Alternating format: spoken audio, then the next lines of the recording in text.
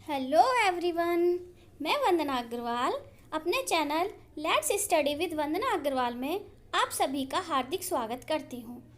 जैसा कि आप सभी जानते हैं कि बेसिक शिक्षा विभाग द्वारा 3 मॉड्यूल जारी किए गए हैं जो हैं आधारशिला, ध्यान आकर्षण और शिक्षक संग्रह। तो हम इन्हीं में से एक आधारशिला के बारे में चर्चा कर रहे हैं, जिससे रिलेटेड 2 वीडियो मैं पहले बना चुकी हूँ, जिसका लिंक आपको डिस्क्रिप्शन बॉक्स में मिल जाएगा।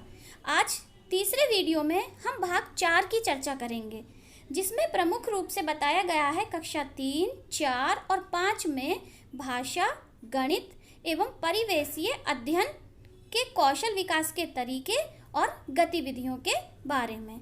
तो मैं बिल्कुल शॉर्ट में आपको इस भाग के सारांश का अध्ययन कराऊंगी। उम्मीद है कि आप सभी इसे पसंद करेंगे। तो आइए स्टार्ट करते हैं। सबसे पहले बच्चों में भाषा का विकास।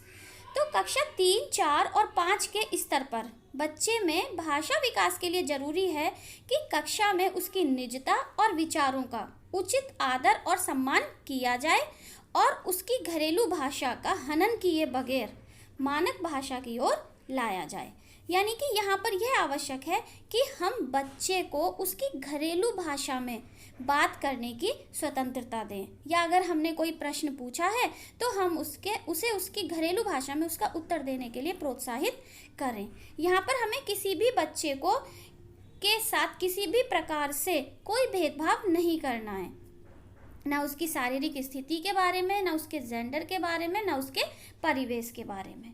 और अगर बच्चा कुछ भी अच्छा कर रहा है तो हमें उसे समय समय पर उचित फीडबैक देकर उसको अपना सहयोग प्रदान करना है। अब हम क्या करेंगे कि हम सभी बच्चों को अभिव्यक्ति के बराबर यानी कि समान अवसर प्रदान करेंगे, और इस दौरान हम ये देखेंगे कि कौन से ऐसे बच्चे हैं जो प्रतिभाग नहीं कर पा रहे हैं या अपनी बात कहने में हिचक रहे हैं। तो हमें ऐसे बच्चों के साथ अलग से बात करनी होगी और उनको हमें धीरे धीरे फीडबैक देकर प्रोत्साहित करना होगा, और उनको धीरे धीरे हम मानक भाषा की तरफ यानी जो स्टैंडर्ड लैंग्वेज है उसकी तरफ ले जाने का प्रयास करेंगे।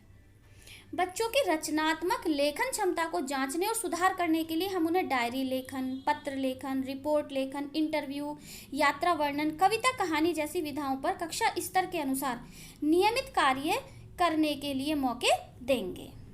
हम अलग अलग प्रतियोगिताएं भी करा सकते हैं, और इससे रिलेटेड जो गतिविधियां हैं, भाषा विकास के तरीके से संबंधित जो गतिविधियां हैं, वो हम कैसे करेंगे कि उनको करते समय हम कक्षा में व्यक्तिगत और समूह कार्य का उचित संतुलन बनाएंगे। भाषा शिक्षण में याददाश्त के उपयोग के मौके देना एक बहुत ही अच्छा तरीका है, इसका प्रयोग करेंगे। कक्षा का वातावरण प्रिंट रिच बनाएंगे, और हम अपनी लाइब्रेरी से बच्चों को जोड़ेंगे, यानी हम उन्हें पाठ्य पुस्तकों के अलावा अन्य पुस्तकें पढ़ने के लिए प्रेरित करेंगे। और हम बच्चों के बीच भाषा संबंधित प्रतियोगिताएं भी करा सकते हैं, जैसे वाद विवाद, भाषण, या हम कोई कवि सम्मेलन आयोजित कर सकते हैं जिसमें हर बच्चा एक एक कविता सुनाएगा, कहानी सुनाओ, पोस्टर बनाओ। इस तरह की प्रतियोगिताएं हम नियमित अंतराल पर करते रहेंगे, जिससे बच्चे प्रोत्साहित होते रहें। अब जो भाषा कौशल विकास की गतिविधियां हैं उसमें हम क्या देखेंगे, हम कोई भी गतिविधि बनाते समय ये देखेंगे कि कौन सी गतिविधि किस लर्निंग आउटकम के लिए है, और इस गतिविधि का प्रयोग हम किस पाठ के शिक्षण में कर सकते हैं। जैसे सुनना और बोलना, तो इसमें हम आसपास के परिवेश का वर्णन करने के लिए कह सकते हैं। इसे हम किसी बच्चे से व्यक्तिगत रूप से भी करा सकते हैं और 2 या 4 के समूह में भी करा सकते हैं। ऐसे ही किसी देखी गई वस्तु के बारे में वर्णन करने के लिए कह सकते हैं।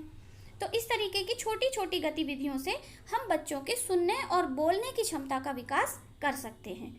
दूसरा जो है वो है पढ़ना और लिखना।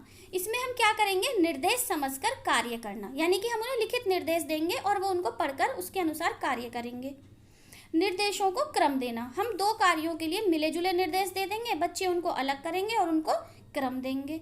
और निर्देश बनाना, हम उन्हें किसी कार्य के बारे में ऐसा निर्देश बनाने के लिए कहेंगे कि उसे पढ़कर कोई उस कार्य को कर पाए। तो इस तरीके से हम उनकी पढ़ने लिखने की गतिविधि, पढ़ने लिखने के कौशल को पर्याप्त मात्रा में या समुचित तरीके से विकास कर पाएंगे। अब जो नेक्स्ट टॉपिक है लर्निंग आउटकम आधारित भाषा शिक्षण की योजना। तो योजना बनाते समय हमें यह देखना है कि हम किस लर्निंग आउटकम पर आधारित शिक्षण योजना बना रहे हैं। क्या हम उसे पाठ्य पुस्तक, कार्य पुस्तिका या किसी अन्य विषय वस्तु से जोड़कर बनाएंगे? और ये जो हम गतिविधि बना रहे हैं ये एकल होगी, समूह में होगी या पूरी कक्षा के साथ होगी, यानी कि पूरी कक्षा को ही हम एक ही गतिविधि में सम्मिलित कर पाएंगे। तो जैसे कि एक यहाँ पर उदाहरण दिया है पहेलियाँ। कक्षा 3 के लिए हमने पहेली बनाई। तो हमें क्या करना है, सबसे पहले जो हमारा यहाँ पर जो सिद्धांत लागू होता है ERAC, तो सबसे पहले तो हमारा एक्सपीरियंस यानी अनुभव। यहाँ पे हम बच्चों से पहेली प्रतियोगिताएं कराएंगे। कोई भी जो पहेली जानता होगा वो पूछेगा और बाकी क्लास उसका उत्तर देगी। और इसके लिए जो समय निर्धारण होगा वो 7 to 10 मिनट्स होगा। फिर चिंतन में हम क्या करेंगे, हम बच्चों से सवाल करेंगे कि पहेली में 4 में से कौन से 2 वाक्य हैं जिनसे पहेली बूझी जा सकती है। इसके लिए भी हम 10 to 12 मिनट्स का समय लेंगे। तीसरा है एप्लीकेशन यानी अनुप्रयोग। कक्षा में मौजूद सामान की सूची बनाएंगे, जैसे कि बस्ता, पेन, कॉपी, श्यामपट्ट, दरी, मेज। अब छोटे समूह में बांटकर हर एक समूह एक सामान चुन सकता है और उस पर 2 वाक्य की पहेली बनाएगा। तो यहाँ पे बच्चे उसका अनुप्रयोग करना सीखेंगे। इसके लिए भी 10 to 15 मिनट्स का टाइम लेंगे हम लोग। और जो लास्ट है वो है निष्कर्ष, कंक्लूजन।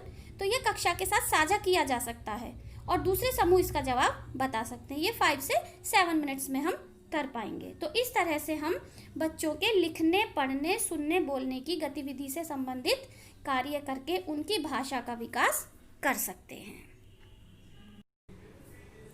अब हम बात करेंगे गणितीय विकास के तरीके एवं संबंधित गतिविधियों के बारे में। अभी तक हमने चर्चा की भाषा विकास के बारे में।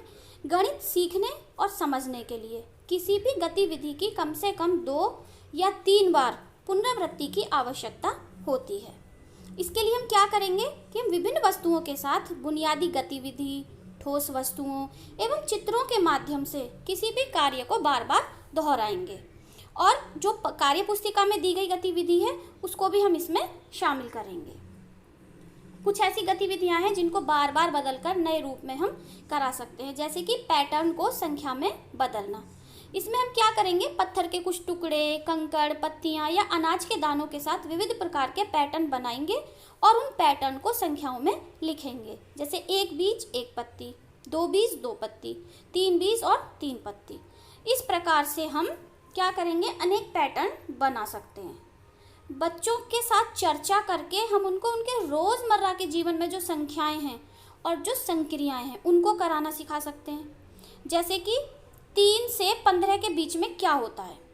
यहाँ उनके बीच की संख्याएं हम लिखवा सकते हैं और ये पूछ सकते हैं कि इनका प्रयोग उनके दैनिक जीवन में कहाँ कहाँ होता है, जैसे 3 पहिया 4 पहिया सवारियों का उपयोग, या फिर वो 4 पहिए वाले अपने घर में पाले जाने वाले जानवरों के नाम भी आपको बता सकते हैं।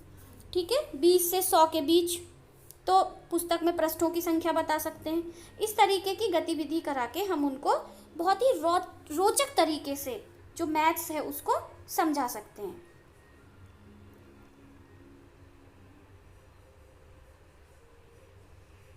अब जो हम इसके लिए लर्निंग आउटकम आधारित गणित शिक्षण की योजना बनाएंगे, उसके लिए हमें क्या करना है। सबसे पहले वही जो हमने भाषा शिक्षण के लिए किया था कि कौन सी गतिविधि किस लर्निंग आउटकम के लिए है और उसका कौन से पाठ के साथ हम उसको प्रयोग कर सकते हैं, और वो एकल, समूह में या पूरी कक्षा के साथ होगी। सबसे पहले तो हमें यही चीज़ें ध्यान रखनी है। अब हम एक उदाहरण के थ्रू देखेंगे कि हम किस तरीके से उनको ये समझा सकते हैं। जैसे कक्षा 3, 4 और 5 के लिए संख्याएं, संख्या पद्धति, समय और कैलेंडर। इसका लर्निंग आउटकम क्या होगा, किसी जगह, व्यक्ति, घटना, प्रक्रिया, दृश्य, चित्र का वर्णन संख्या का उपयोग करते हुए करना।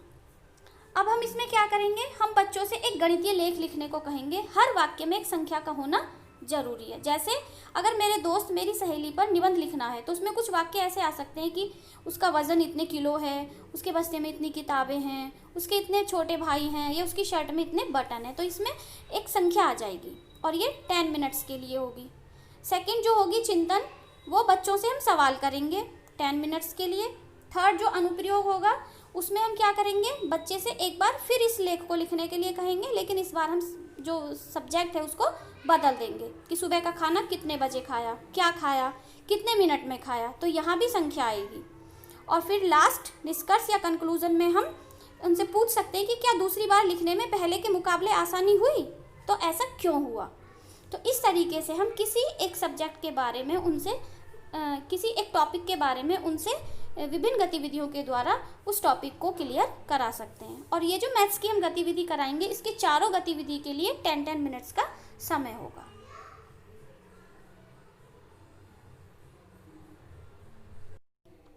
अब बात करते हैं परिवेशीय अध्ययन की। तो परिवेशीय अध्ययन से आशय उन प्रक्रियाओं से है जिनसे गुजरते हुए बच्चा अपने आसपास या परिवेश के हालात को समझकर परिवेश के साथ अपना रिश्ता समझ सके। तो जैसे कि बच्चे नदी, तालाब, बाग बगीचे, खेत, खलिहान, बाजार, हाट यहाँ पर जाते रहते हैं, वो वहाँ जाएं, पेड़ पौधे, पशु पक्षी, कीट पतंगों को नज़दीक से देखें, उन पर छोटे या बड़े समूह में चर्चा करें, अपने घर परिवार के बड़े बुजुर्गों से गुजरे जमाने के किस्से कहानियाँ सुने, अलग अलग तरह के त्योहारों में अपनी भागीदारी निभाएं। तो क्या हमारी वर्तमान कक्षाओं में संभव है? नहीं, और है भी तो काफ़ी सीमित रूप से। तो हमें अपनी पर्यावरण अध्ययन की कक्षाओं के स्वरूप पर नए सिरे से विचार करना होगा। हमें बच्चों के लिए ऐसे अवसर बनाने होंगे जिसमें उन्हें कक्षा से बाहर जाने और परिवेश को नज़दीक से देखने के मौके मिल सकें। जैसे कि हमारे समाज में कई किस्म की विविधताएं हैं, खासतौर पर जाति धर्म आधारित, ठीक है, और कुछ मान्यताएं भी हैं, कुछ रूढ़िवादी बातें हैं, जैसे कि बालिकाओं को कमज़ोर समझा जाता है या शाम के समय पेड़ से फूल या पत्ती को नहीं तोड़ना चाहिए।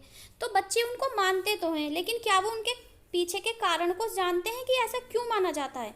अगर वो इस तरीके से उनको परखने का मौका नहीं मिलेगा तो उनकी वैज्ञानिक सोच विकसित नहीं हो पाएगी। तो इसके लिए हमें बच्चों को अधिक से अधिक चर्चा करने के मौके देने होंगे। तो आज हमारी कक्षाओं में पाठ्य पुस्तक के अतिरिक्त पुस्तकालय उपलब्ध है। इंटरनेट पर हम उनको वीडियो से भी ये सारी चीज़ें दिखा सकते हैं, जिसके माध्यम से पर्यावरण अध्ययन की कक्षा बहुत ही ज़्यादा प्रभावशाली बन सकती है।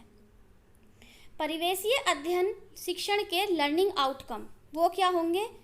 केंद्रिक यानी फोकल लर्निंग आउटकम। जैसा कि हम जानते हैं कि इसमें लर्निंग आउटकम्स को भी 3 भागों में बांटा गया है। केंद्रिक यानी फोकल, दूसरा है नेस्टेड और तीसरा है उप लर्निंग आउटकम्स। तो पहला केंद्रिक या फोकल लर्निंग आउटकम्स के बारे में, इसमें 4 चीज़ें आती हैं। क्या? कि बच्चे अवलोकन के आधार पर अपने परिवेश की जानकारी दर्ज कर पाएंगे।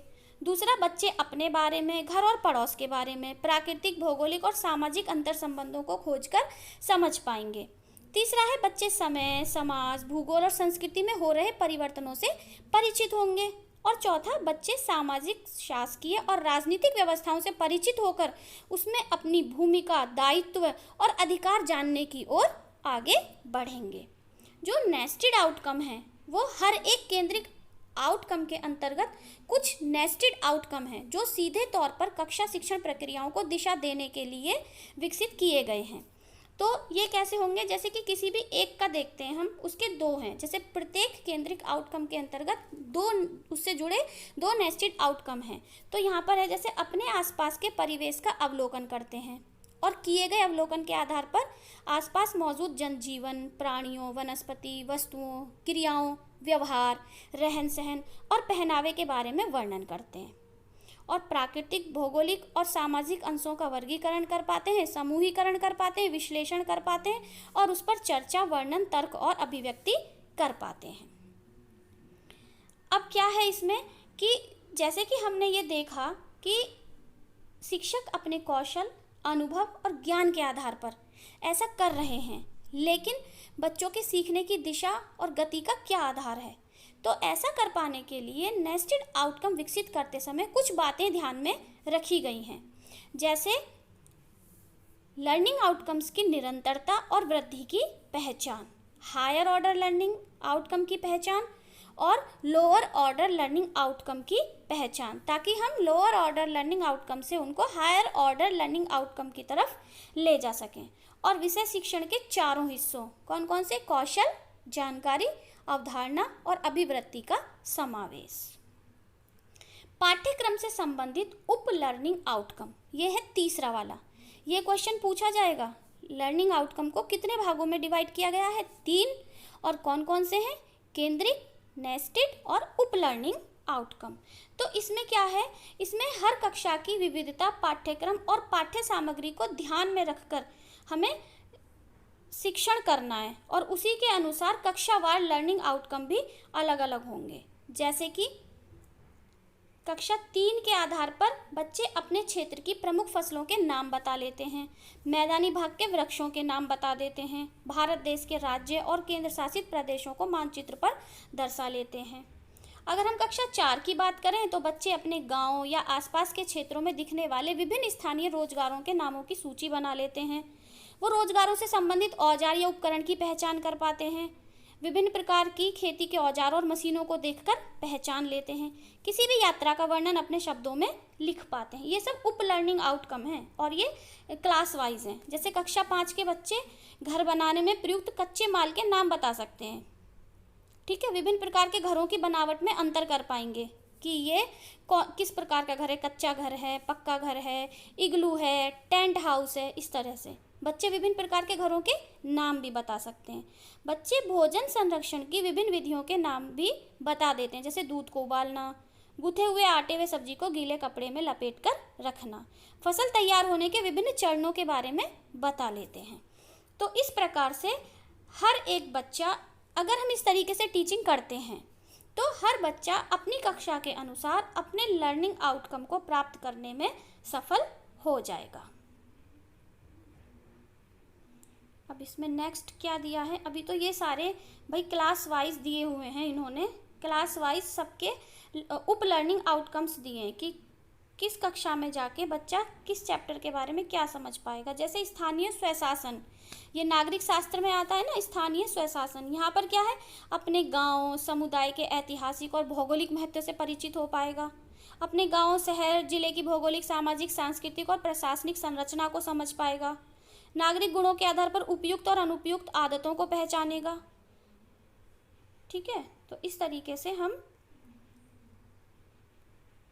बच्चों को परिवेशीय अध्ययन संबंधी कुछ गतिविधियां भी करा सकते हैं, जैसे कि मानचित्र पर काम, भाई अपनी कक्षा का, विद्यालय का नक्शा बनाने का काम, घर का या गांव का नक्शा बनाना, तुलना करना, जैसे वस्तुओं के या स्थान की संसाधनों की तुलना करना, 10 साल पहले क्या स्थिति थी और अब क्या है, या उनके गांव के हालात ही पूछ सकते हैं कि 10 साल पहले तुम्हारा गांव कैसा था और अब 10 साल बाद आपका गांव कैसा है। तो इस तरह से हम बच्चों को विभिन्न प्रकार की तुलना करके, सूची बनवाकर, सूचनाओं के द्वारा अच्छे से उनको परिवेशीय अध्ययन को समझा सकते हैं। अब इसमें जो गतिविधि दी है उसमें भी हम क्या है, इसमें जो मेन क्वेश्चन पूछा जाएगा वो टाइम है। जैसे कि हम बच्चों से गांव या मोहल्ले के बारे में कुछ सवाल पूछ रहे हैं, इसके लिए 8 to 10 मिनट्स है, ये एक्सपीरियंस में आएगा। फिर चिंतन में हम बच्चों से सवाल पूछ सकते हैं कि किसके गांव या मोहल्ले में सभी चीज़ें हैं और कौन सी चीज़ें नहीं हैं, कौन से ऐसे घर हैं जिन्हें ज़्यादातर लोग जानते हैं, कौन से ऐसे पेड़ हैं जिन्हें ज़्यादातर लोग जानते हैं। इसके लिए भी 8 to 10 मिनट्स का समय होगा। अब जब एप्लीकेशन की बात करते हैं, अनुप्रयोग की, तो अब तक की गई चर्चा को ध्यान में रखते हुए हम बच्चों से उनके गांव या मोहल्ले का चित्र बनाने को कह सकते हैं। यह कार्य व्यक्तिगत भी हो सकता है और समूह में भी हो सकता है। इसके लिए भी 10 to 12 मिनट्स का समय रखेंगे। अब जो नेक्स्ट हम कंक्लूजन निकालेंगे, तो बनाए गए चित्र को बच्चे समूह के साथ साझा करके बता सकते हैं कि उन्होंने क्या बनाया, और इस काम के लिए हम 5 से 7 मिनट्स रखेंगे और इसमें पूरी कक्षा की भागीदारी होगी। और इस पार्ट का लास्ट टॉपिक है आकलन। तो बच्चों के बीच में हम परिवेशीय अध्ययन संबंधी प्रतियोगिता, जैसे वाद विवाद, भाषण, पोस्टर बनाओ, इस तरह की प्रतियोगिताएं कराएंगे और बच्चों के आसपास परिवेश में हो रही घटनाओं से अवगत होने के लिए उन्हें प्रोजेक्ट कार्य या रोल प्ले के रूप में ऐसे विषय देंगे जिससे बच्चे संबंधित स्थान, वस्तु अथवा पात्र को देखकर, सुनकर उससे जानकारी प्राप्त करेंगे और उसे कक्षा में प्रस्तुत कर पाएंगे। तो इस तरह से हम कक्षा 3, 4 और 5 के लिए भाषा, गणित और परिवेशीय अध्ययन को आसानी से समझा सकते हैं। उम्मीद है कि आपको वीडियो पसंद आया होगा। अगर थोड़ा सा भी वीडियो अच्छा लगा तो कृपया इसे लाइक करें और चैनल को सब्सक्राइब करें। और हाँ, मेरे चैनल पर यूपी बोर्ड और एनसीईआरटी बोर्ड्स की एसएसटी की बुक्स के चैप्टर्स भी आपको मिलेंगे, जो कि 6 to 10th क्लास के लिए हैं। तो कृपया उन्हें भी देखें और अपने बाकी बच्चों के साथ उन्हें शेयर करें। धन्यवाद।